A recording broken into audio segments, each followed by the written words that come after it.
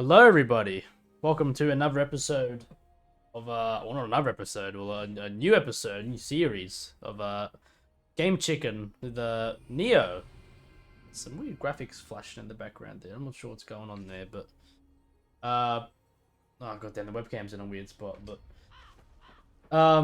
yeah, we're starting to play Nioh, and I started playing this game about 2 weeks ago. This game is it's really fun. I'm having a great time. Kublai Khan, ruler of the Mongol Empire, sent a large army there, but the warriors of Subengu used miraculous stones to put up a strong defense. The Travels of Marco Polo, Chapter 6, 174 to 175. Yes, I was saying, I was playing this game, and I've had this game since it like it ever came out, but I never really gave it much of a chance because it was sort of too different to Dark Souls in my opinion. But Some call it a miraculous stone. I was sort of looking for a new game to play, and since I was getting sick of replaying all the old ones again, so I picked this up, and I was surprisingly very addicted to it. It's an incredibly addictive game. It's hard. I think it's harder than Dark Souls, to be honest, but it's very like sort of easy to pick up, I think. Like the bosses are hard, but like the reward you get for beating them is immense. It's like, ooh, it feels so good beating a boss that's been like pounding your head into the pavement for like the last 20 minutes.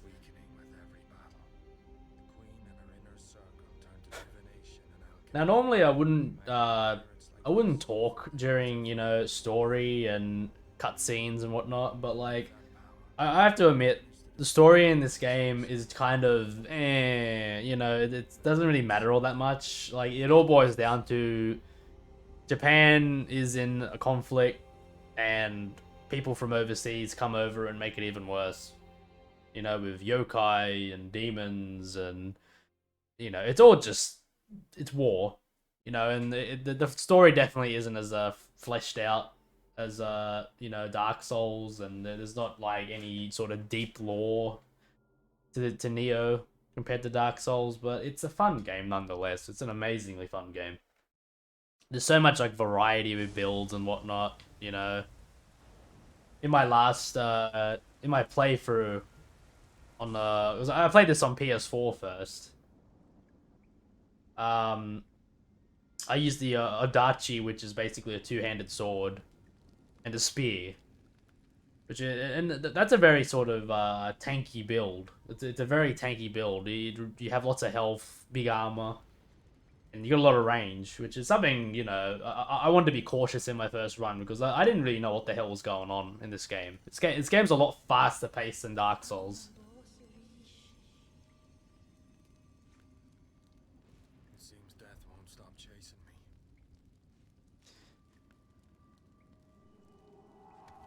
Yeah, Tower of London, April 1598, England. This game is like, I mean, just look at the guy's dodge. It's fast as fuck. I mean, this is the dodge with no clothes on, and your dodge will get slower. Your dodge will get slower when you have more like weight, but even with like heavy armor and stuff, your dodge is quite fast. It's gonna take me a bit of time to get used to the menus on the PC version because they're a little bit faster. A little bit weirder, sorry, than the we haven't got any stances yet. Just something that the you got dungeon key. Alright. Now, I'll be honest, when I play this game, I get into a sort of like a zen sort of state, so that there may be times where I'm doing a boss fight or I'm in a tough area, and I might just not talk. And that's because I'm trying to focus. I haven't played this game as much as Dark Souls, obviously, so like I can sort of gas bag while I'm playing that game, but when I'm playing this, I'm like, I'm fully focused. Like, this can be a very difficult game. Tower of London coat. So we're picking up all this armor. And that's another point that Nioh and Dark Souls don't really share. The armor in Dark Souls, it's put in a static location. Yeah, there are enemies that drop pieces of armor. But like, you get armor from everything in this fucking game. Oh, I ran into that. That was terrible.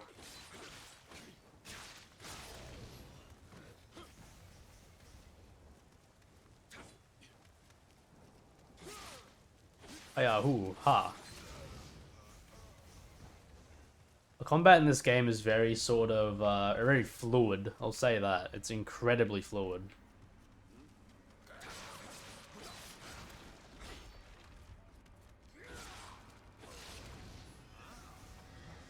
Oop.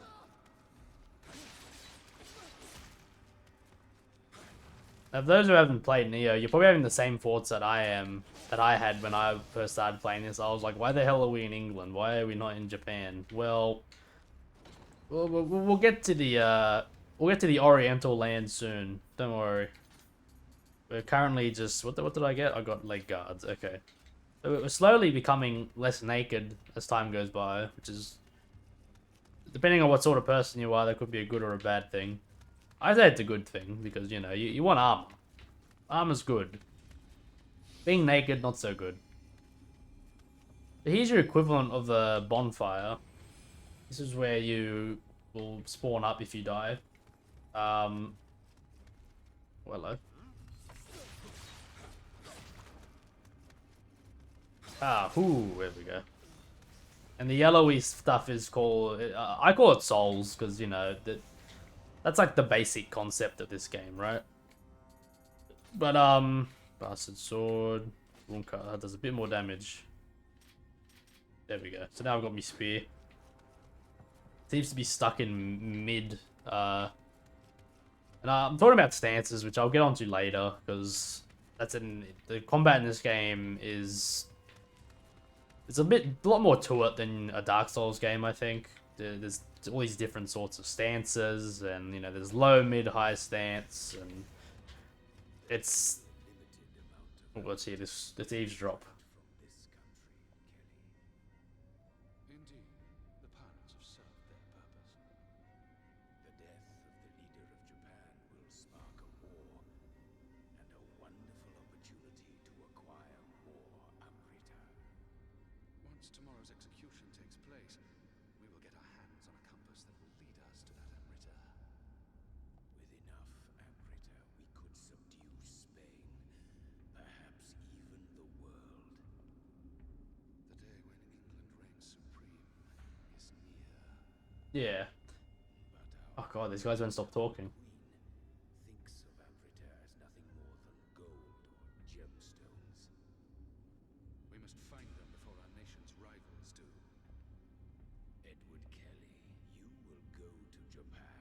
There we go. It seems it would be to our advantage to keep the wars alive. We cannot gain Amrita if blood does not flow. We should have been looking at this from the start. Hey, who are you? Oh shit. Oh, it took long enough to bloody stop looking.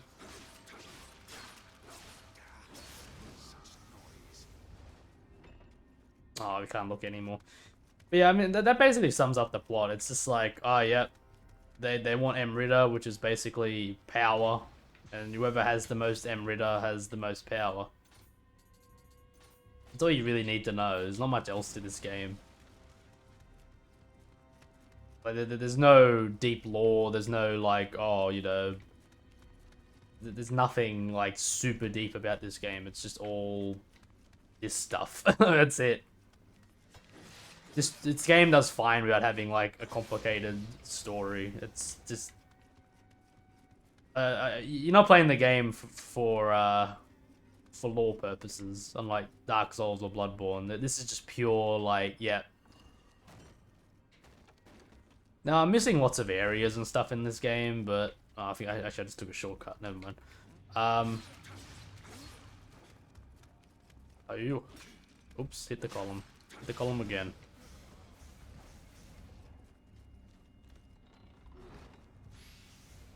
medicine, and we got an axe, which I don't really like using axes. They are very strong weapons, I'm pretty sure, but I'm partial to using kind of faster weapons.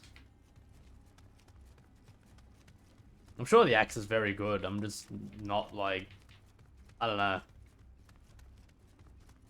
Like, if they're anything like Dark Souls and stuff like that, I just can't stand. I'm pretty sure I just went into a circle. Oops. Oh, some treasure here anyway. Oh, we got the hat. We got the full set. This stupid hat that probably doesn't provide any sort of defense. We're now dolled up and we're ready for a night on the town. In hindsight, probably should have gone downstairs. Oh man, there's a lot of stairs in this game. There we are. This is where we want to go. We want to go outside. I don't know if the webcam is in a good spot for this game. There's so much to this. There's so much to this UI. It's like,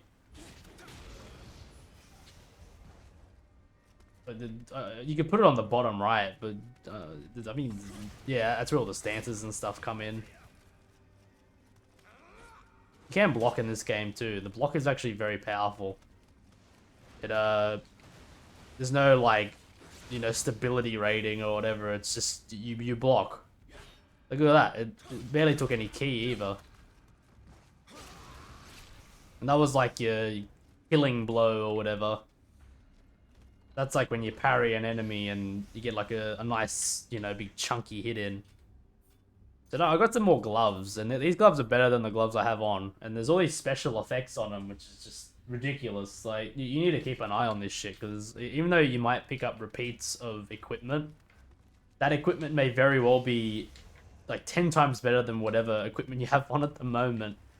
So I think for a lot of people this would be a turn off, and at first it was a turn off for me, because it was like, you know, I just wanted to pick up armor. I don't want to look at stats or anything. I just want to, you know, play the game, look and, you know, not worry about min-maxing my character.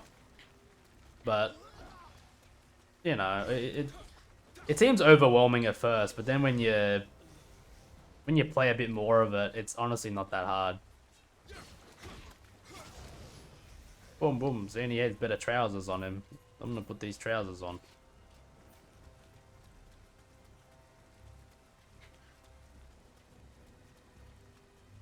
Boom. What we got? Better trousers again.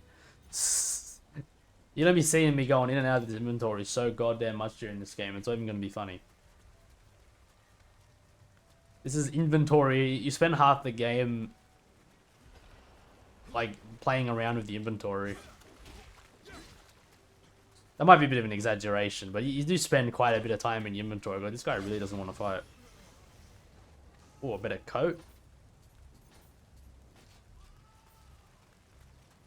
I have no idea what that sound is in the background. It sounds like a goat or something. You hear, wah. Actually, I need to equip something else. Where are my stones? There they are. Oh yeah. Now, these guys are your big beefy boys. They're very chunky.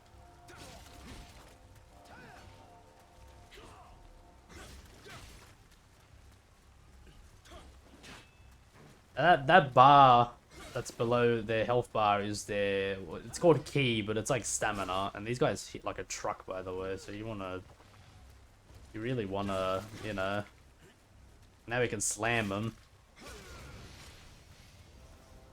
Which I'm not even sure if I'm able to slam them or not, to be quite honest. But you can kill these guys pretty easily with a spear. We're not able to. There we go. I mustn't be able to slam them. So these guys obviously have heavy armor and chunky weapons. I won't be wearing the heavy armor because, again, I'm not a fan of like being over encumbered and big and chunky. I like to be nimble and fast. You know, I like that. We're at another bonfire again. I've got lots of medicine. Medicine is your Estus flask, or it's more akin to a blood vial, because while you do get a set amount of medicine, when you rest at like a shrine, you can find more like medicine from enemies, like in the within the level. Yeah. How cool is that?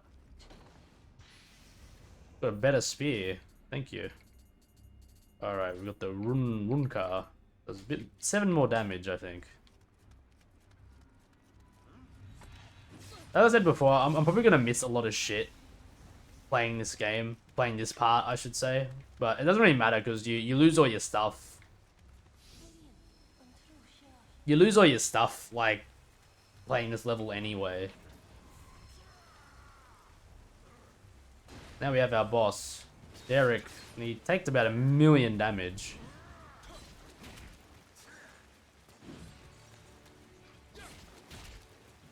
Like, Derek is a bit hopeless. But then... But wait, there's more. I'm gonna take a swig of my Pepsi. It's you. The man with the guardian spirit. And the dumb hat. Look at it. It's so stupid. Fucking Mega Mind. Dr. Phil.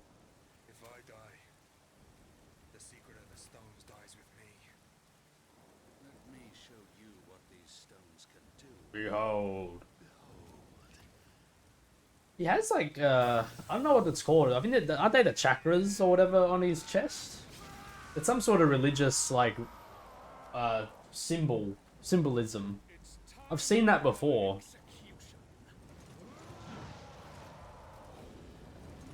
But Derek has become a lot bigger now.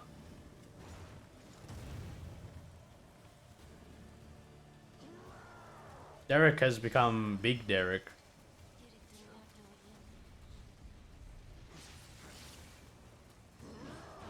Not much has changed. I mean, he hits like a truck now, but, you know.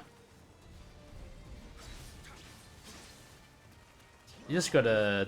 You gotta be careful. Now, this guy's bar is purple, but it's basically... It's the same principle. It's stamina. Naturally, if the boss's stamina gets down to 0, it'll be in like a stun sort of state. As I said, pressing B and Y or triangle and circle if you're on PlayStation... your weapon turns into a living weapon. And while this is sort of a bad example in this boss fight, because it treats it like as if it's a one-hit kill button. It really isn't. Like, you'll do a lot of damage, and some boss fights... God, you can see the flashing of the lightning on the screen. In some boss fights, it is a one-hit kill button. Like, you will destroy some bosses with your living weapon. Most of the time, you'll turn it on, get walloped a couple times, and then the living weapon runs out, and you have no more living weapon. So I think it could have done a bit more explaining, but I mean, this game is a better, more tutorial than fucking Dark Souls does, where it's like it sort of attempts to make you learn, whereas Dark Souls you have to do it all yourself. Like you need to have that sort of what's the word I'm looking for?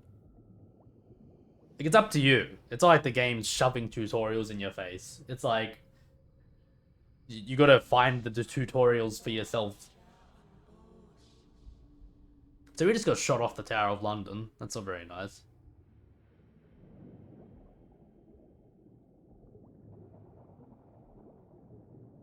Actually, I think we died. I think we literally just died then, but then we came back to life because of our guardian spirit. So we can't die, really. Excuse me. Yeah, this game is like... It's very intriguing, and like... It's hard. It's a hard game. God damn. Oh, excuse me. Pepsi's already coming back up.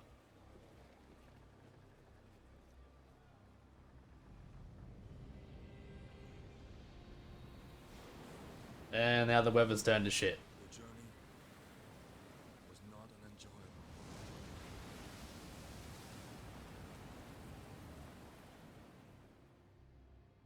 During 2 years' voyage, the Helof was lost. Hell off.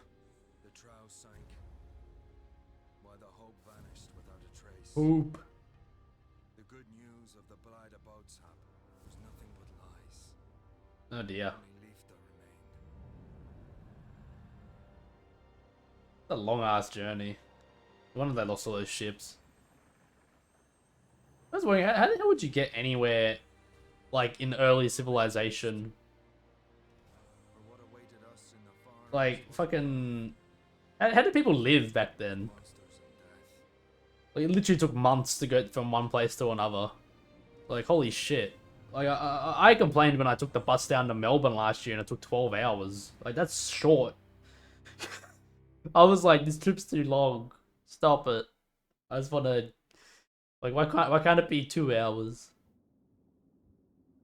I'm gonna read this since my webcam's in the fucking way. Before I begin my preparations for landfall, I leaf once more through that curious book I had chanced upon. Recorded inside are the memoirs of a sailor who had once paid visit to the land of Zipangu.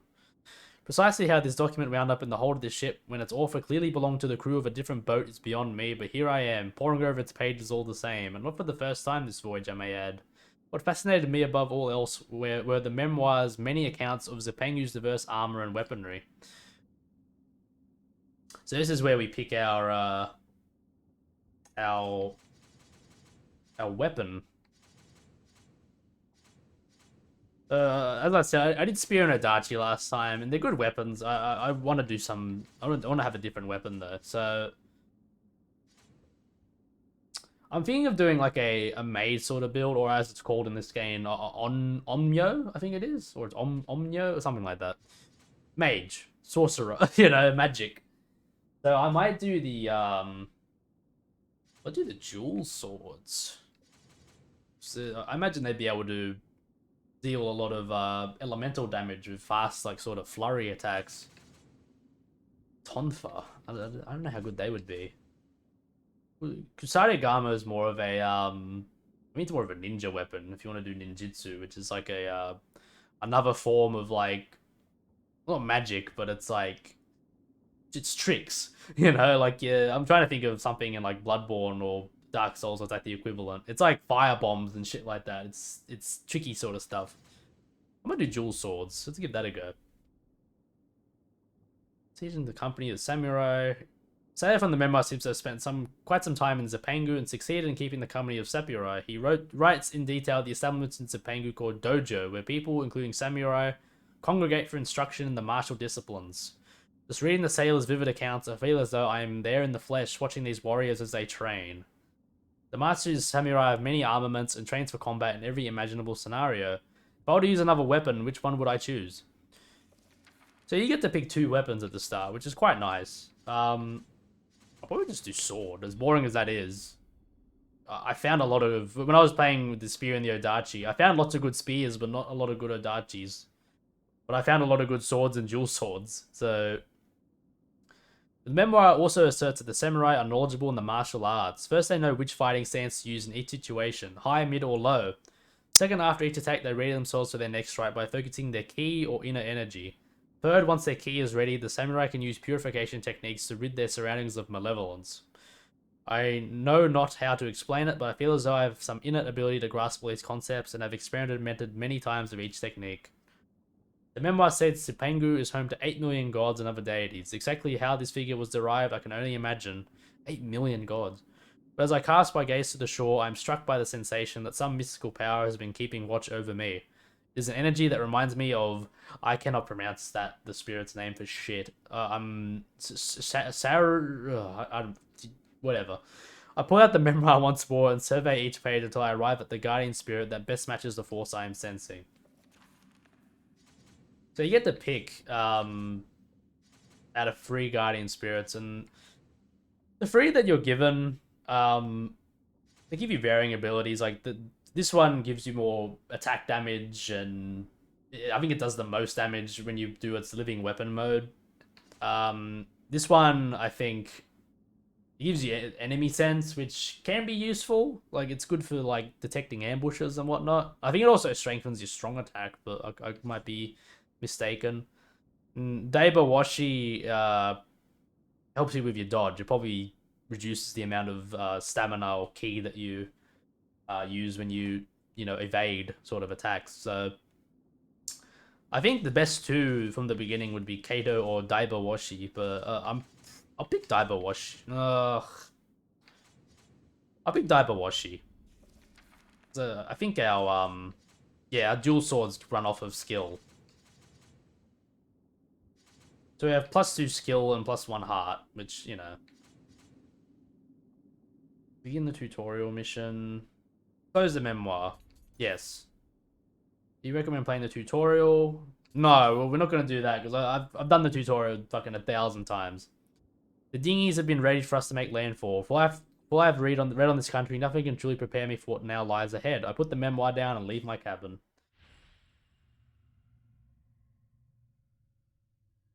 Should I read that, or you can pause if you want to read that. Hiroshima is basically an island off the coast of Japan or something. I've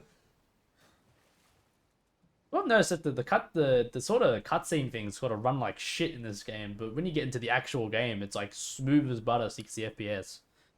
I don't know what the deal with that is.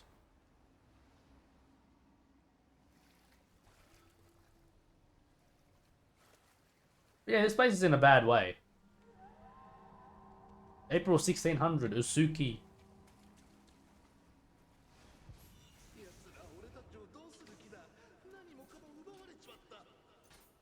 You got skill points. So skill points. Yep, we got big old trees here.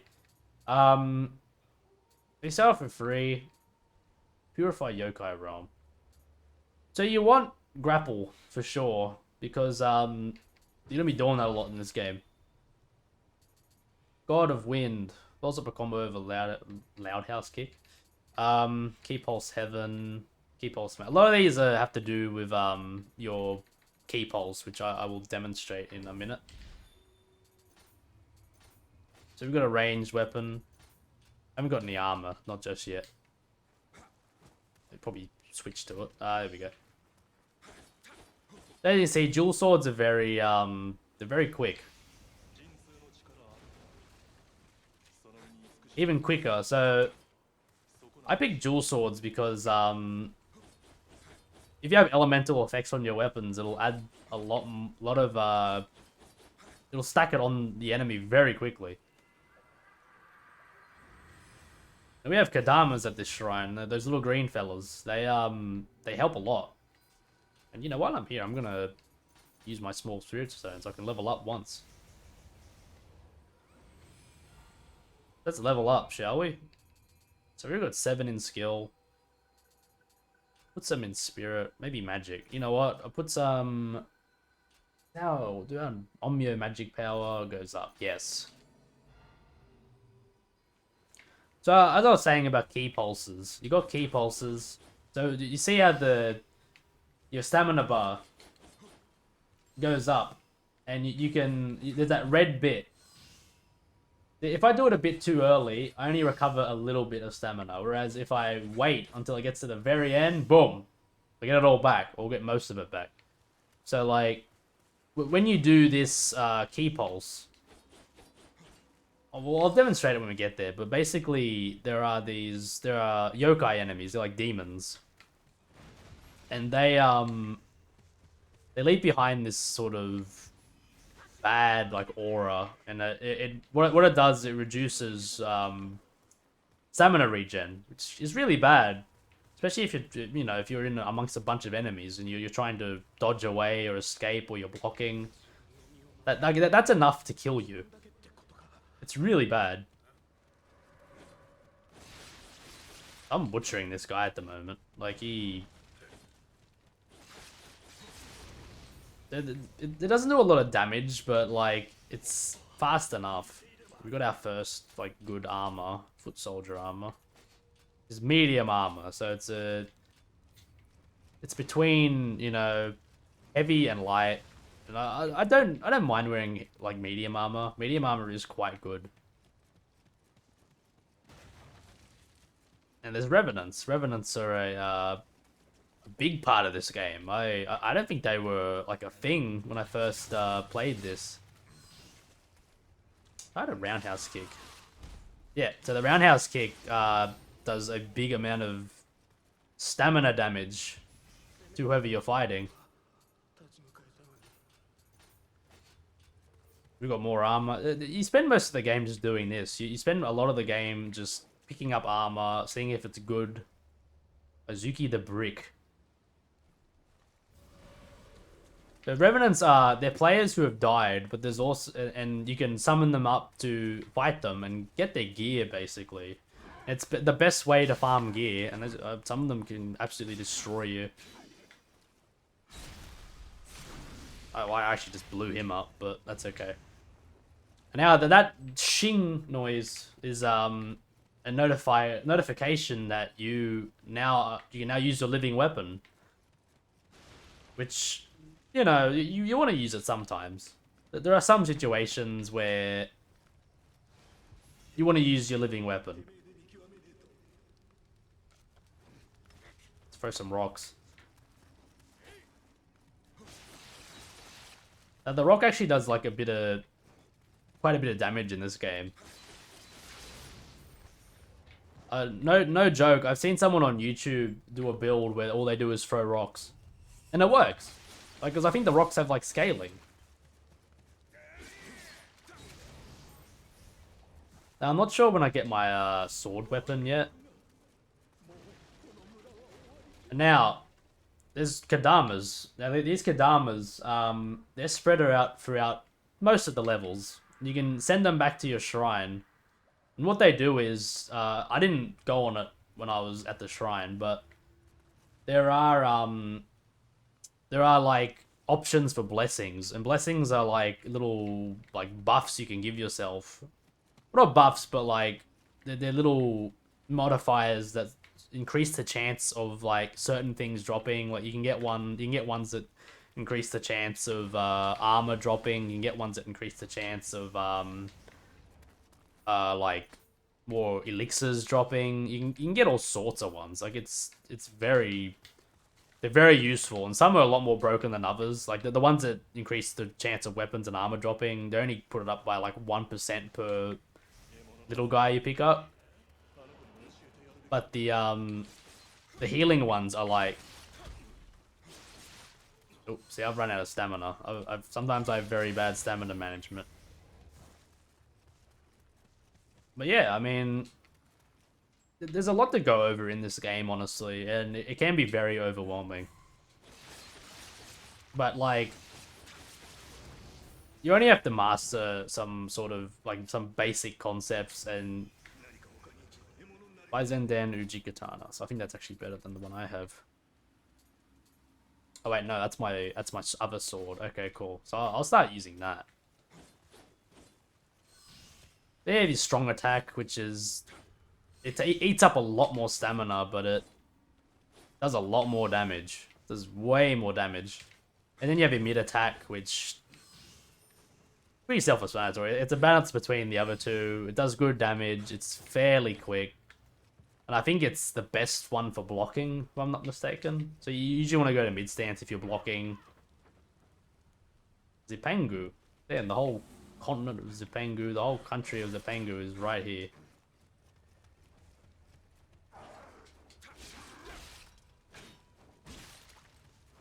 I'm fine with this, okay.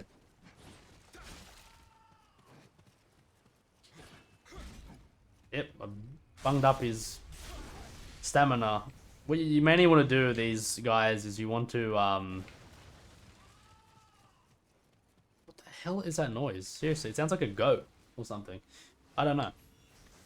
Now, signpost talismans, they're very,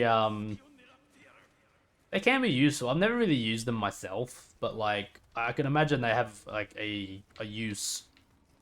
In case you get lost, I suppose. Like, you see, I'll put one down now, fuck it, because I never really use these. You can use these as, like, waypoints. They come up on the map. They come up in... Oh, I should be using these more, actually, because you can just reuse them. That's really nice. They're basically there to point out landmarks, I suppose. In case you do get lost in a lot of these levels. Also, I totally forgot to use my mage points down there. That's the 3 that you can see at the bottom. I didn't use them to level up my mage powers, which is kind of annoying. But I just realized that we're at 35 minutes, so I'm gonna stop here. Let me know how this playthrough went. This is more of an experimental video. I'm not. I'm still gonna focus on my Bloodborne playthrough. That's priority number one. But I wanted you to think. I wanted to see what you guys think of this and whether I should I keep going with like the sort of tips and tricks like sort of angle at this, or should I just play the game and shut up? Like, that's what I'm going for here. So let me know, and you know, I'll turn that feedback into some good content, hopefully. Thank you guys for watching. I hope you enjoyed it. Thank you for your viewership, and I'll see you guys next time. Cheers.